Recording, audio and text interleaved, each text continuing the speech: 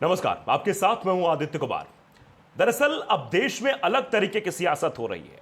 अब जो कांग्रेस करना भी नहीं चाहती, उनके मन की बात अब भारतीय जनता पार्टी के नेता और स्वयं प्रधानमंत्री नरेंद्र मोदी कह रहे हैं।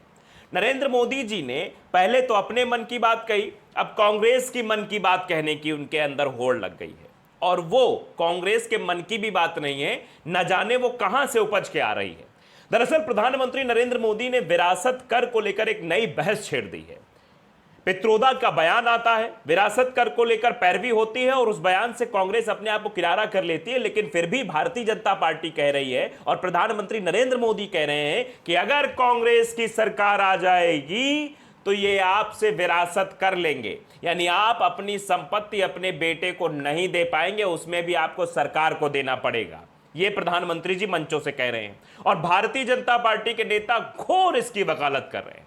वैसे कुछ दिन पहले योगी आदित्यनाथ ने भी कुछ ऐसा कहा था, क्योंकि योगी आदित्यनाथ ने भी कहा था अगर कांग्रेस की सरकार आ जाएगी तो शरिया कानून लागू हो जाएगा। यानी न जाने भारतीय जनता पार्टी के नेता कांग्रेस के को लेकर इतना चिंतित क्यों हैं। उसके मैनिफेस्टो में ना सरिया कानून का जिक्र है, उसके मैनिफेस्टो में ना विरासत कर का जिक्र है, ना ही कोई इस तरीके की बातें जो भ्रामक बातें फैलाई जा रही बीजेपी के नेताओं द्वारा वो है। लेकिन हाँ, ये सब करके चुनाव को प्रभावित करने की कोशिश जरूर है, क्योंकि भारतीय जनता पार्टी को भी शायद ये लग रहा है कि पहले चरण के बाद स्थितियां पलट सकती हैं। और कुछ पत्रकार ऐसे भी हैं, एक दैनिक भास्कर के पत्रकार को मैं सुन रहा था, उन्होंने कहा कि मामला 50-50 का है। और वो साहू जी हैं, उनका नाम नहीं लेना चाहता हूं, बस साहू जी मैंने बोल दिया है, इससे आप समझ गए होंगे। उन्होंने ट्विटर पर एक बयान अपना डाला, उसमें कहा कि 50-50 का मामला लग रहा है। ना विपक्ष बहुत ताकतवर समझ में आ रहा है और ना भारतीय जनता पार्टी कोई लहर जैसी चीज है कि हाँ मोदी लहर चल रही है। और यह बात तो भारतीय जनता पार्टी के नेता भी स्वीकार करते हैं। आपने देखा कि अमरावती से लोकसभा की जो प्रत्याशी हैं भारतीय जनता पार्टी के, वो खुद कह रहे हैं कि मोदी लहर वहर नहीं है, और कई भारतीय जनता पार्टी के नेता ऐसा कह रहे हैं। खैर वो अलग की बात है, हम विरासत पर आते हैं। दरअसल जिस तरीके से इस विरासत कर को लेकर हवा खड़ा किया जा रहा है, बवंडर खड़ा किया जा रहा है, ऐसा कुछ है नहीं। स्पष्ट रूपों में देखा जाए, अब कांग्रेस की तरफ से भी पलटवार हुआ है। दरअसल कांग्रेस तरफ से कहा गया कि राजीव सरकार ने बंद कर दिया था विरासत टैक्स। जो विरासत टैक्स की बात है वो राजीव सरकार ने बंद किया, बीजेपी सरकार करना चाहती थी शुरू। कांग्रेस का पलटवार आया है। कांग्रेस के महासचिव जयराम रमेश ने कहा कि विरासत कर लागू करने की कांग्रेस की कोई योजना ही नहीं है।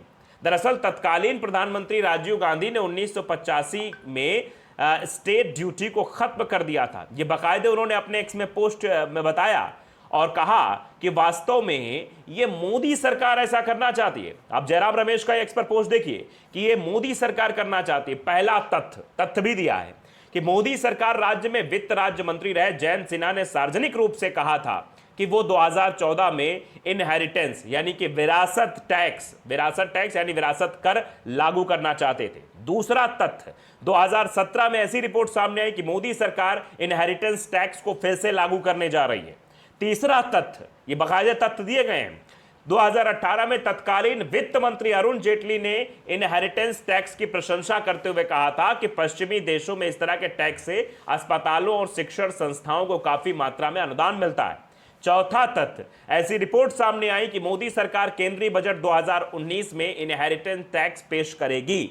ये आप पर है प्रधानमंत्री जी, इस मुद्दे पर आपकी पार्टी का क्या स्टैंड है। और बाकायदे ये स्क्रीनशॉट भी साझा किए हैं कि Jayant Sinha, Jaitley's new right hand and फेनोमेन would like to tax inheritance wealth. अब देखिए ये बाकायदे स्क्रीनशॉट्स हम आपको दिखा रहे हैं कि गवर्नमेंट में reintroduce inheritance tax, here's what it means and how it will impact you.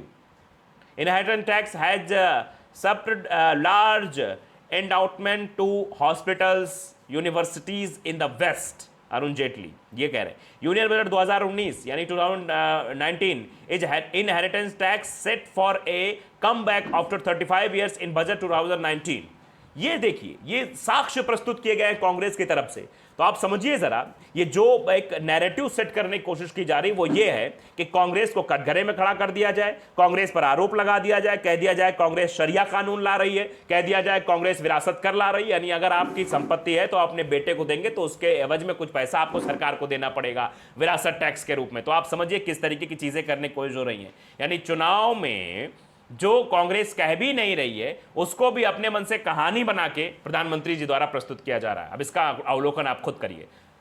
और अगर आपने द नवदर्पण न्यूज को सब्सक्राइब नहीं किया, जरूर करिए, बेल आइकन दबाइए ताकि खबरें आप तक पहुंचती रहें। नमस्कार।